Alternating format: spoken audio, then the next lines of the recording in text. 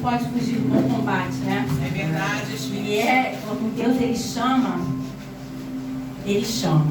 Não adianta a gente murmurar, não adianta a gente temer, porque Ele está conosco. Não é verdade?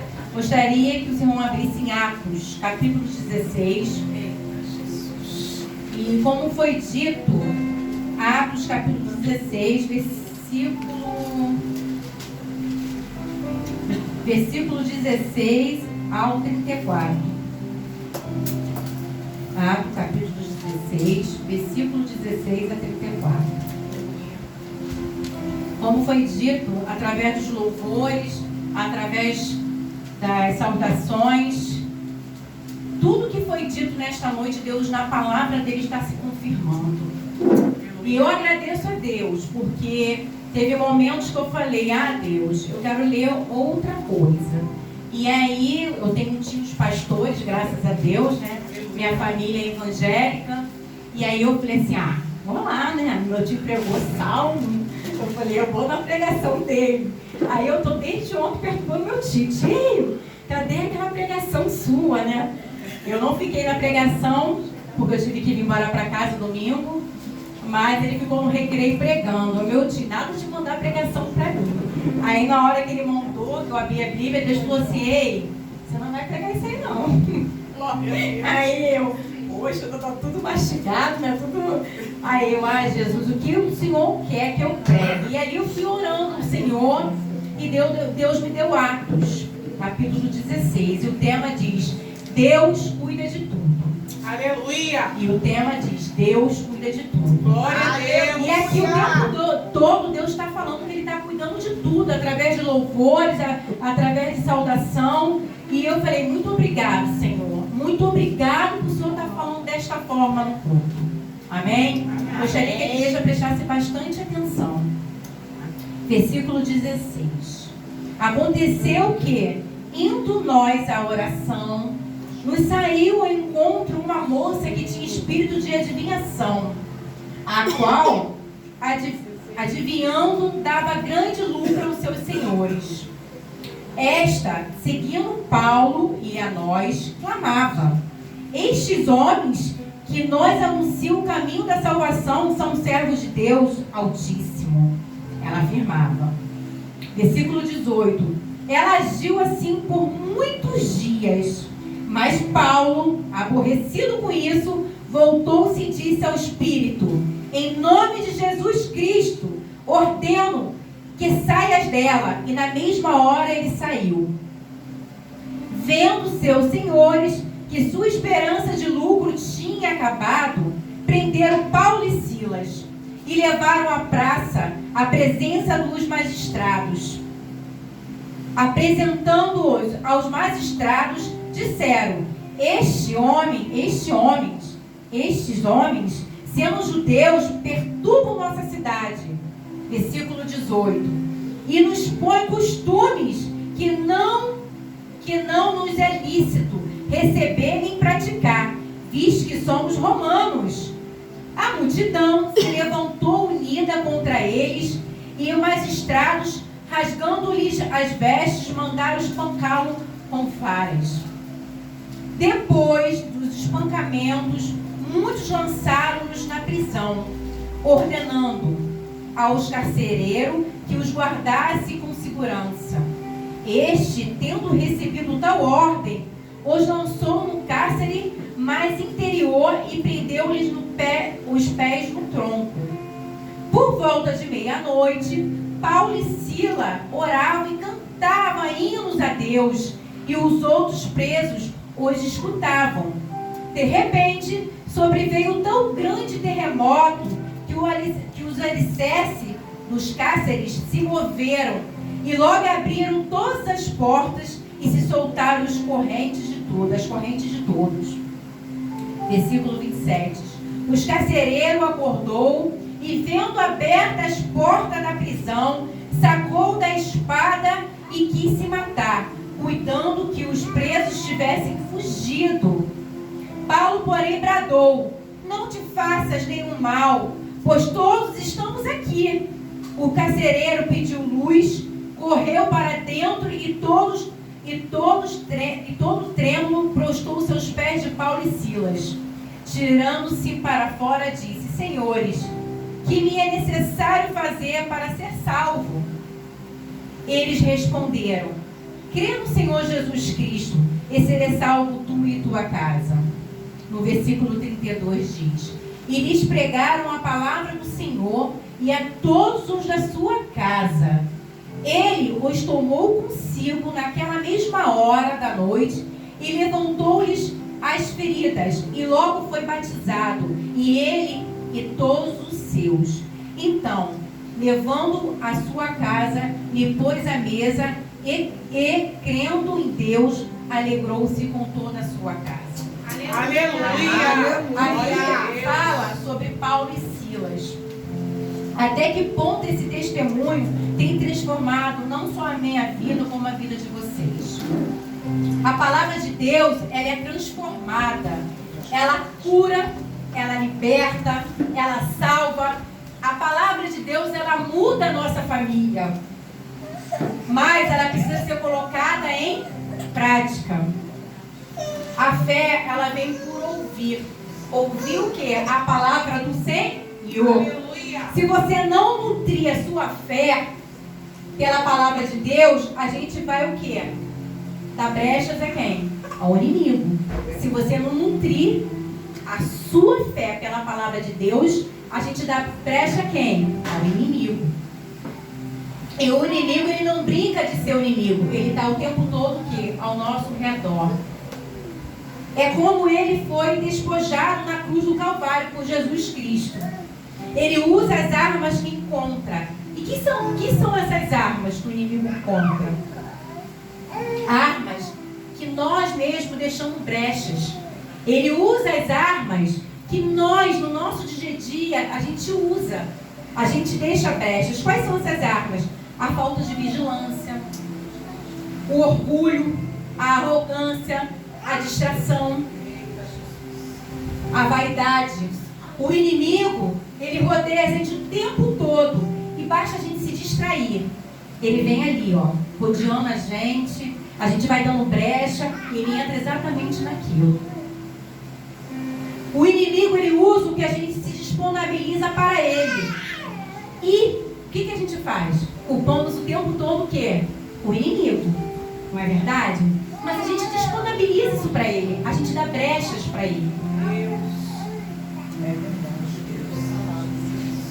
E muitas das vezes, gente, não é o inimigo, não é o diabo, a culpa não é dele. A culpa é só a gente que dá brecha. Nós somos grandes culpados. É a sua carne, a sua cobiça, porque somos tentados segundo a cobiça de quê? Do nosso coração. Pensamos logo em um pecado grande, cabeludo. O tempo todo a gente pensa o quê? Eu não vou roubar, eu não vou matar. Não é verdade? Bom, alguém tropeça em montanhas? Eu nunca vi ninguém tropeçar em montanhas. Mas tropeçamos em quê? Pedrinhas. E o tempo todo a gente tropeça em pedrinhas. Aleluia. E muitas das vezes a gente fica distraído Ai, nisso. Senhor, aleluia.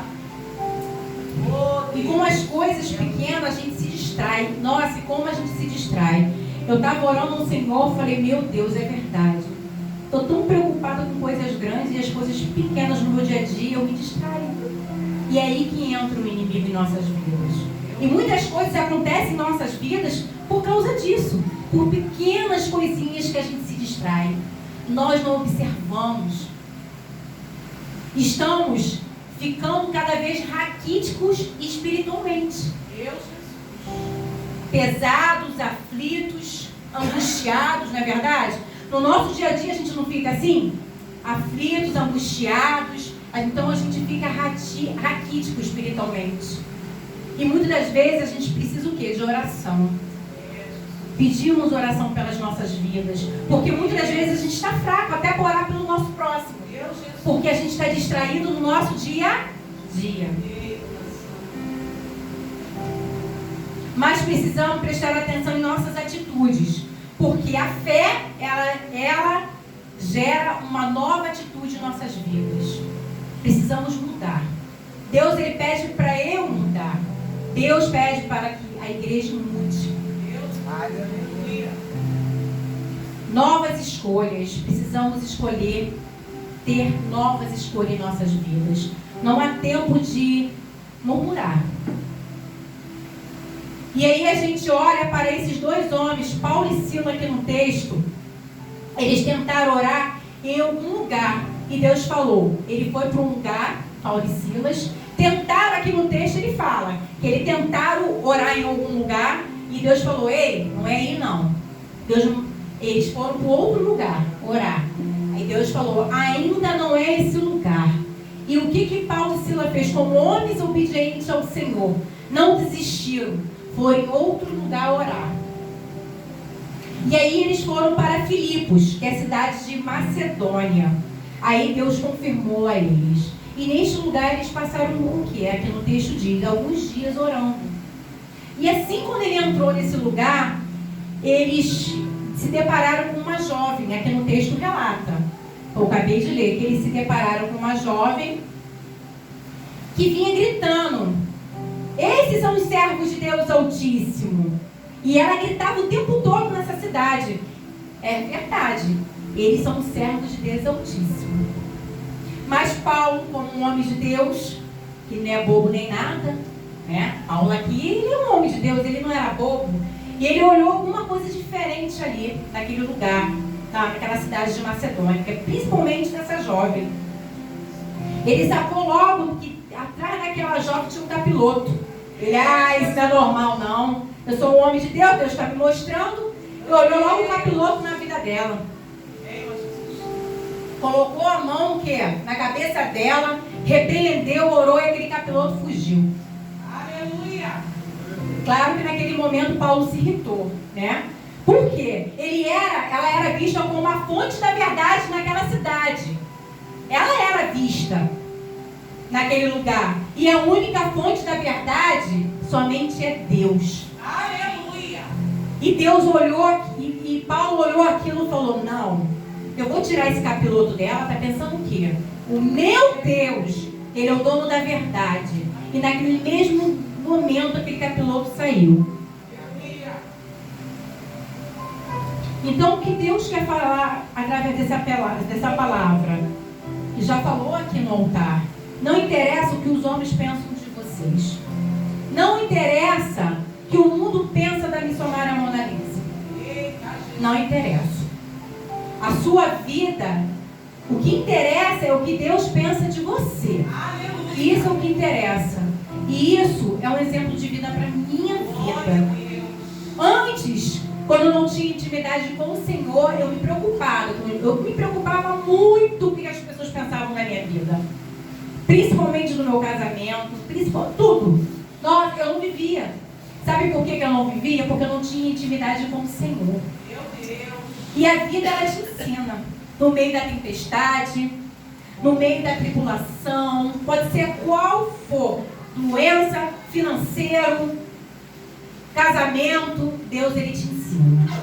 Ele te dá maturidade espiritual.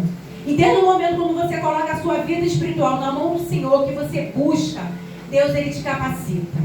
Aleluia. Porque você está buscando se alimentar da palavra de Deus. A sua vida é coerente com a da Bíblia, ensina? Deus, ele fez essa pergunta para mim. Missionária Mona Lisa, a sua vida é coerente com o que a Bíblia está te ensinando?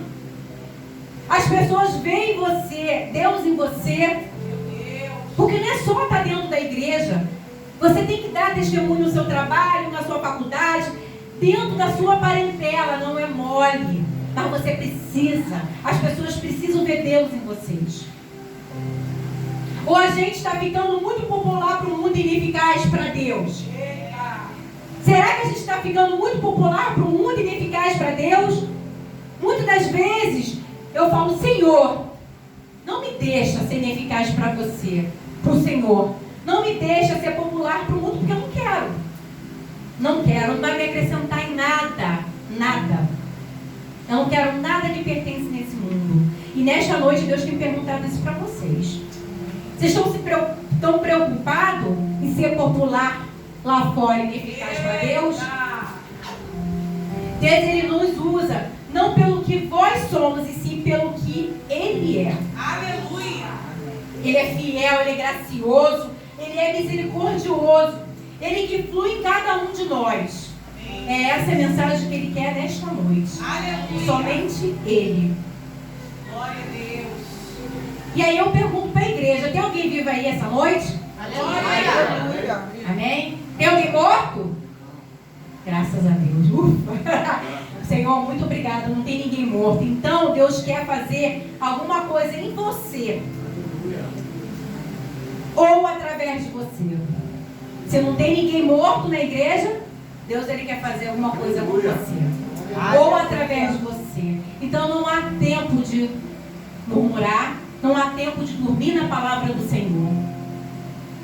Eu agradeço a Deus todos os dias, principalmente pela minha pastora. Eu falei assim, Deus, Senhor, em nome de Jesus, me alimento da sua palavra. Porque a palavra de Deus é tão rica. Muitas vezes eu falo, Senhor, eis-me aqui. O que o Senhor quer fazer de mim? E é isso que a igreja precisa falar. Aleluia. Senhor, eis-me aqui. O que o Senhor precisa fazer de mim? E é isso que precisamos falar com o Senhor. É essa intimidade que precisamos ter. Missionária Mona Lisa, mas é tão difícil. Não é difícil. Quando você está no leito de morte, que Deus te salva, você fala, Deus, tudo aquilo que eu achava que era difícil não é. Porque o Senhor esteve perto de mim no momento que eu mais precisava. Nenhum momento naquele leito de morte eu murmurei. E sim, eu agradeci a Deus pela minha vida. Aleluia. Amém. Muitas das vezes no altar tinha pastores, missionários, discípulos pregando isso. Eu não entendia, porque eu era morta espiritualmente. Meu Deus. Eu perdi muitos anos missionária na minha igreja, na igreja que eu era, achando que eu conhecia a palavra de Deus. Eu não conhecia. E isso é triste. Não queira que aconteça isso com você. Se alimenta da palavra de Deus. Porque Deus hoje, Ele me cobra. Ele me cobra há muitos anos para que eu possa pregar a palavra dEle. Mas muitas das vezes eu fraquejei. Mas agora Ele está me colocando no estreito. E eu juro para vocês, eu estava sentada e falei, Senhor, é isso que o Senhor quer para a minha vida, Deus. Usa a minha vida. Usa a minha boca para falar com seus servos. Aleluia. Tira todo eu e coloca o seu eu. Aleluia. Porque eu quero agradecer a sua palavra. Aleluia. Eu quero falar da tua palavra. Eu quero que os teus filhos entendam que o Senhor quer falar com eles. Que eles não dormem, que eles se despertam. Como o Senhor tem despertado em minha vida. Não olhar para o homem, não olhar para o lado direito, não olhar para o lado esquerdo. E sim a minha palavra. Porque, Deus, a tua palavra é viva. O Senhor está falando conosco. E aqui no versículo 20 e 21, por fazerem coisas certas, ainda foram caluniados. Paulo, nesse versículo, ainda foram caluniados. Eles não estavam falando da lei romana ou contra a lei romana. Eles estavam ali somente pregando a palavra do Senhor. E mesmo assim foram caluniados. Eles sofreram. Mas Deus exaltou ele. E é assim que Deus vai fazer na vida de vocês. Não tenham medo de pregar a palavra do Senhor. Não tenham medo de falar de Deus para aquele que está do teu lado. Aleluia. Porque Deus, Ele vai te exaltar. Aleluia. Deus, Ele não vai deixar que o seu servo se envergonhe. Deus, Ele está o tempo todo do seu lado. Amém? Que os vossos olhos sejam sempre voltados para Deus. Porque Deus, Ele é a fonte, Ele é a vida. É dele que vem o renovo. É de Deus que vem o renovo. Ele vem um renovo para a minha vida. Ele vem um renovo para a vida de cada um de vocês. Aleluia. E é assim que devemos aceitar a palavra do Senhor, tudo que vem dele, que é bom, é maravilhoso. Eu estava no Recreio de Bandeirantes, a minha família toda evangélica, e eu estava numa festa de 80 anos de uma senhora que me viu desde pequenininha. E ali eu vi os filhos glorificando pela vida dela. Eu vi cada filho cuidou dela no seu tempo certo. E o meu tio, que é um dos filhos, dela, virou e falou: nossa, ele é o único filho que mora distante, Espírito Santo. Ele falava com Deus: Senhor, me dê o privilégio para cuidar da minha mãe. Eu quero esse privilégio, porque cada irmão meu cuidou, e eu quero, Senhor. E ali Deus fez. E ele virou para os irmãos e falou: agora eu não devolvo minha mãe não, hein? Deus deu ela para eu cuidar. E eu falei: que coisa maravilhosa, honrar pai e mãe. Se hoje aqui alguém tem mágoa do seu pai, tem mágoa da sua mãe, pede perdão. Aleluia. Porque muitas das vezes não é eles que estão falando alguma coisa para a sua vida, amaldiçoando, é o inimigo.